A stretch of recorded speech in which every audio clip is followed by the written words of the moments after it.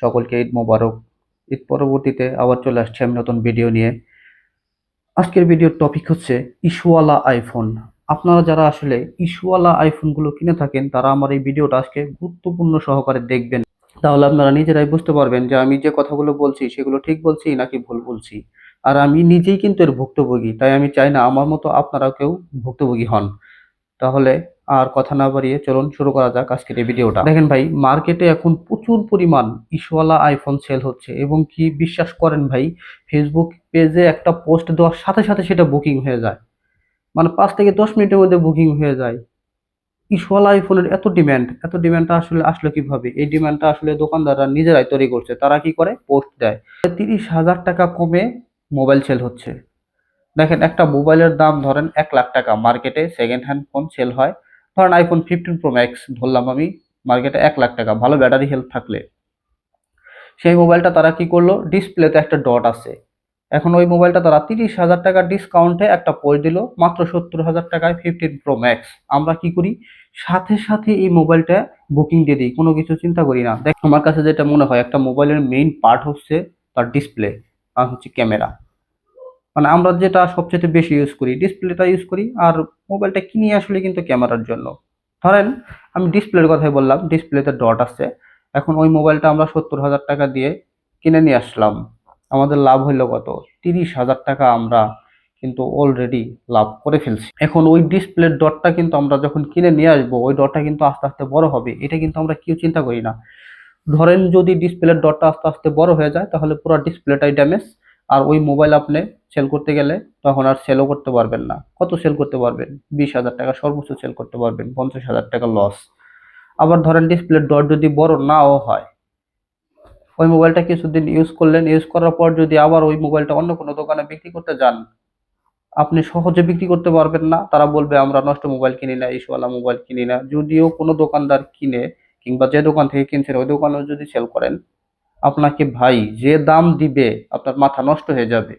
যে আপনি 70,000 টাকা দিয়ে একটা মোবাইল কিনছেন, বিক্রি করতে গেলে আপনাকে 40 থেকে 50,000 টাকা দিবে, এর 1 টাকাও বেশি দিবে না। যারা আপনারা হচ্ছে ইস্যুওয়ালা মোবাইল কিনে এগুলো ফেস করছেন, তারা জানেন যে আসলে এই ইস্যুওয়ালা মোবাইলগুলো কেনা কতটা ক্ষতি এবং কতটা লসজনক। আফটার সেল যখন আপনারা বিক্রি করতে যাবেন তখনই জিনিসটা বুঝবেন, তার আগে বুঝবেন না। এছাড়া ব্যাকসেল চেঞ্জ, ব্যাটারি চেঞ্জ বা কিংবা ক্যামেরার লেন্সগুলোও চেঞ্জ থাকে, সেই মোবাইলগুলো আসলে আমরা কিনি, সেগুলো কিনাও লস।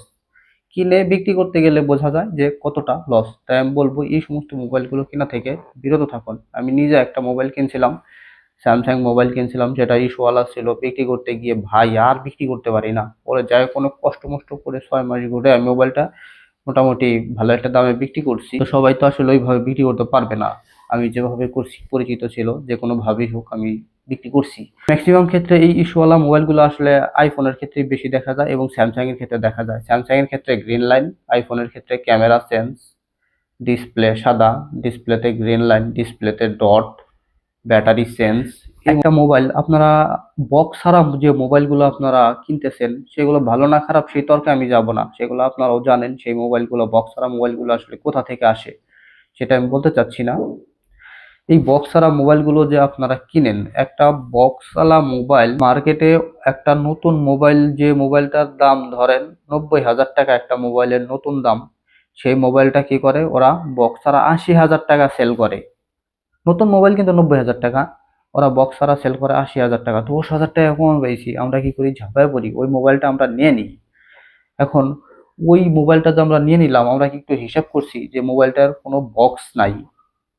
আর যদি অ্যান্ড্রয়েড হয় তাহলে চার্জারও থাকে না। আইফোন হয়তো চার্জার দেয় না, ঠিক আছে, তো কেবলটা থাকে, কেবলটাও আপনি পাচ্ছেন না যদি আইফোন হয়।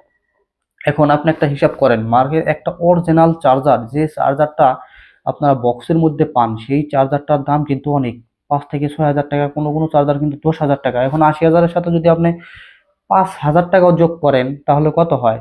ওই মোবাইলটা হয় 85,000 টাকা। মানে যদি চার্জারের দামটা আপনি অ্যাড করেন তাহলে একটা নতুন মোবাইলের দাম হচ্ছে 90,000 টাকা, আপনি 85,000 টাকা দিয়ে কিনতেছেন হচ্ছে একটা পুরাতন মোবাইল। কেন রে ভাই, 5,000 টাকার জন্য আপনারা কেন পুরাতন মোবাইল কিনবেন? 5,000 টাকা বাড়িয়ে আপনি নতুন মোবাইল কিনেন। যদি এমন হয়তো আপনাদের 90,000 টাকার মোবাইল আপনাদেরকে 70,000 টাকায় দিচ্ছে তাহলে আপনারা কিনেন, সমস্যা নাই। তাই আমি বলবো আপনারা ওই যদি ইউজড মোবাইল কিনেন তাহলে অবশ্যই বক্স সহ যে মোবাইলগুলো সেগুলো কেনার চেষ্টা করবেন। বক্স সহ মোবাইল একটু বেশি দিয়ে কিনলেও লাভ আছে, কারণ আপনারা রিসেল ভ্যালুটা বেশি পাবেন। এছাড়াও আসলে আরো অনেক কথা বলার ছিল, ভিডিওটা লেন্থি হয়ে যাবে, সেই কারণে বললাম না, পরবর্তী এপিসোডে আমি আরো কথা বলবো।